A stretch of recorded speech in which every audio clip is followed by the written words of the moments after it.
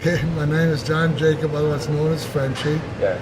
I was born and raised in West Germany in '43, and my father was killed in the German army in Russia. My mother remarried a refugee and gave us the opportunity to come to the United States. And things were tough after the war in Germany, so I looked for a better chance, a better life. It was tough coming over here, because I couldn't speak any English, neither to anybody in the family. Yeah. And there wasn't any choice of would you like it in German or English. It was learn English was it. So I learned quick enough. I went to high school here, and my parents found a job at a account for the food service. But it was tough going through this. You know, like I said, you have to learn as you go. Yeah. I picked up pretty good, and went to Northford High School, and that's what I took.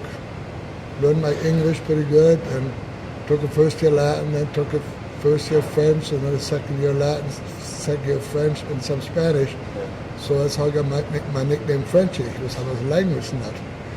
Then I went into service for 3 years in the U.S. Army, served my last term in Korea, and then I got out. It was still hard to find jobs, but I found a job. I started out in the factory, and then after that, I managed the American Legion Club, VFW Club, Eagles Club, about 30-some years.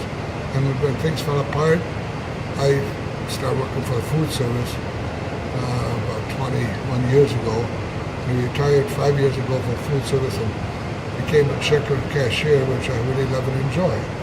But things were, in general, things were tough. It wasn't like wasn't the dream I might expect everybody's, streets of gold, especially if you, and there was no hand-me-outs, and the immigration system was a lot different those days. We were interviewed by the government in Germany, background check if we belonged to any Communist Party or even any illnesses. Then we had to have a sponsor to make sure we had a place to stay and a job before they let you over here. We came to the World Organization.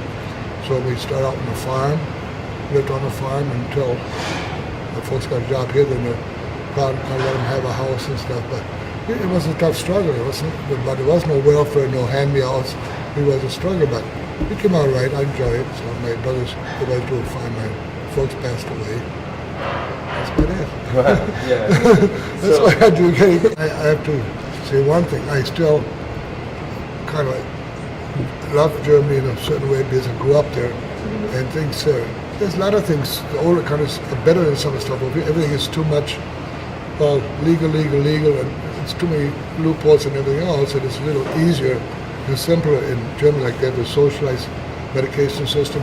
I got sick, I go to the doctor. I got hospital, it was paid for. Now this Obamacare has got everybody confused, and I do have good insurance on my own, but there's so many things that are different than European countries in which. But I enjoy it. I like it here. I made a new life here, and so everybody's so busy making money, we don't keep track of the children. Then you wonder why young people go on drugs and stuff because we don't have time with them. We don't even sit down and eat. And I think that's what I miss a lot. We all sit down at the dinner table, always have breakfast together, then talk about family problems, which I think that's what's going wrong right now. People don't know what the kids are doing. Especially, I'm talking about special teenagers, growing up. I says they don't, and then they wonder, if you live at home, don't you know if your kid was on drugs or drunk? Yeah. My mother would notice right away. She knows when I first smoked and stuff. And I was surprised, like I said, America, first time I seen skyscrapers, and it was really amazing, Jesus, So that's why I always remember that for first, like I said, I was only 14, 15, and a skyscraper, I'd never seen that before, so that was kind of really amazing. So, and my mother, she was an angel. She raised us during the war. Was born right to the end of it. She seen our town, bombs going down, grenades going down in front of her. Because we were in Destro area, which was bombed by the English, of course. Yeah. That's the name of the war, Yeah. So then we got evacuated by the German government to Denmark. It was a neutral country, stayed there until the war was over and came back, and then it was taken over. So we started with nothing. It was between the Red Cross and so forth, and then like I said, she married a My stepfather who got a job in the coal mine industry, you know. So to raise us, and now like, well, we got enough was hand-me-down clothes and was, you know, a lot of stuff from the churches and from the government, and I make a living. It was a hard life for my mother, you know, but she did the best she could. Even when we came over here, we still didn't. It was still hand-me-down stuff. He didn't have the kind of job, you know, and so it was tough, but we made it through it. So the teacher was smart enough, took one of the upperclassmen in there with an old-fashioned spelling book, you know. That's how I learned, of course. When you have to, you learn it so much faster than having to see, you like it in Spanish or German or English, you know, or like even the workers here, they speak Spanish. So much faster you learn if you speak English and have to learn it, you know, be surprised, you know. Like I said, in 1 year, I came up good enough English, I took Latin and French and Spanish, the whole deal, so, you know. Who was your... We used to be so close together. Now, my brothers and sisters, they got children. I don't hear from them, don't see them like once in 4 or 5 years. That's depressing. I said to call all the time.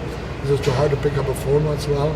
Well, I have a family get-together in 5 years, and you can't call once in a while to see how you're doing. So I miss that tradition part that we always had in the folks in my life, and this kind of failed away. So.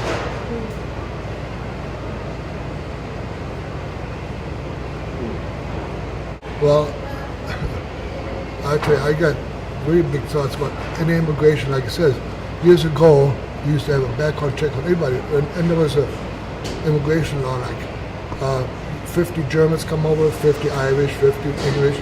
So there was a limit amount.